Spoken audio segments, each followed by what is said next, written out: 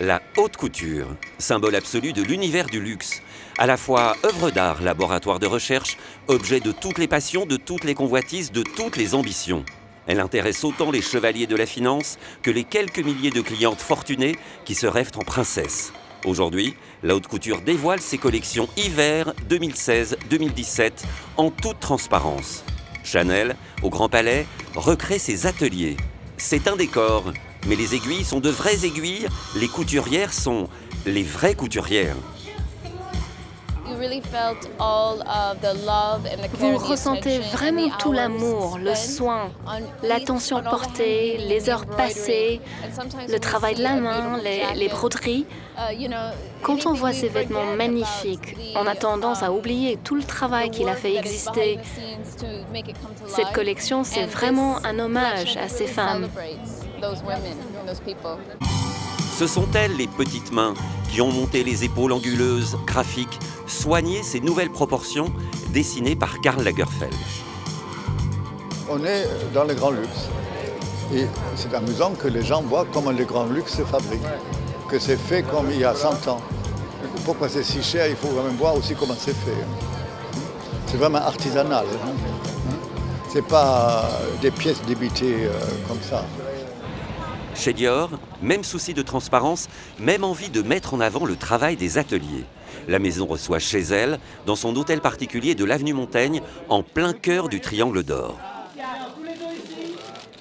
L'image de Dior, elle est intemporelle. Elle a traversé le temps, se retrouver ici aujourd'hui, c'est assez exceptionnel. Nous, on n'avait jamais visité les étages chez Dior. Le duo Serge Ruffieux et Lucie Mayer reprend une fois de plus le fameux tailleur-bar créé par Christian Dior en 1947. Ils en ont gardé l'essence pour l'élever au rang d'œuvre d'art. C'en est un, que ce soit la peinture, le chant, les vêtements, c'est ce qu'on porte, c'est ce qui nous rend belle, c'est ce qui nous rend forte, c'est ce qui nous inspire, c'est ce qui nous porte à chanter nos chansons d'une telle façon. Pour Julien Fournier, l'inspiration est venue des théories quantiques. Mais ces textes scientifiques gardent les pieds sur terre, son travail d'équipe, point de salut. Tes équipes, eh ben, tu leur racontes des histoires et tu vois que tout ça bouillonne et puis tu as les assistants qui te rapportent des idées et puis d'un coup tu les redessines, tu les reverrouilles et puis tu les rebalances à des fabricants et puis tu regardes ce qui arrive et puis des fois tu n'es pas content, puis des fois tu es hyper heureux. C'est des histoires d'émotion, la haute couture. La haute couture, c'est la vie, c'est la liberté. Alexandre Vauthier reprend les courbes des tenues portées par les stars des années 50. Imaginez une Rita Hayworth décomplexée, prête à se fondre dans des robes courtes d'inspiration militaire. C'est peut-être militant plus que militaire, mais qu'est-ce qu'elles sont belles les femmes dans les vêtements d'Alexandre. Elles sont belles, ça se voit, elles ont le regard haut. C'est une collection qui est empreinte d'une culture très street finalement, qui est à la fois un mélange de ces imprimés camouflage que l'on peut voir dans la rue, qui sont mélangés avec des paires de talons aiguilles. J'adore cette association et cet équilibre en fait, que ça crée dans la silhouette, d'utiliser des choses qui sont presque du quotidien et les sophistiquer aussi à mort. Changement d'ambiance chez le japonais Yuima Nakazato. C'est une couture sans fil ni aiguille. Tous les modèles ont été conçus par des imprimantes 3D.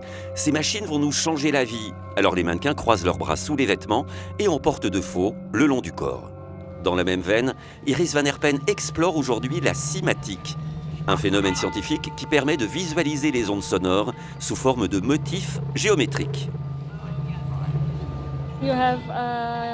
Certaines robes sont faites à partir de verre, recouverts de silicone liquide. On dirait de la peau mouillée. J'utilise différentes techniques. Et puis, il y a vêtements. La griffe néo-punk post-grunge, nouvellement labellisée haute couture, casse tous les codes.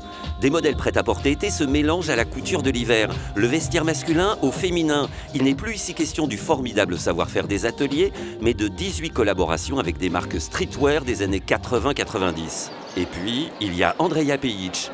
Elle avait commencé sa carrière en tant que mannequin androgyne. Elle est aujourd'hui exclusivement employée comme mannequin féminin. Là, je suis invitée. Demain, je travaillerai. Non, je voulais simplement... Aujourd'hui, le thème de la collection, c'est les cheveux rouges. Je suis blonde, alors je vais m'asseoir et regarder. Vous êtes devenue une vraie star. Vous aimez ça? Merci. Oui, ça paye les factures.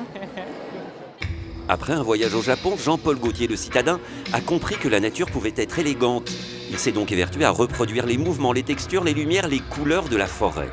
Cette robe-là qui est imprimée déjà je l'ai imprimée sur une mousseline changeante. Ça veut dire une mousseline qui a 2 couleurs déjà. Et en plus, je mets un fond qui est dans un rouge changeant aussi, rouge et vert, qui du coup donne une lumière qui ne peut pas se faire autrement, quoi. Je veux dire que cette lumière-là, c'est parce qu'il y a la superposition et des effets un peu de transparence qui donnent encore plus de lumière, comme la vie, quoi. C'est ça, c'est pas quelque chose de mort. La haute couture, qu'elle soit classique ou hyper technologique, épurée ou totalement décalée, elle n'a pour maître mot que sensualité.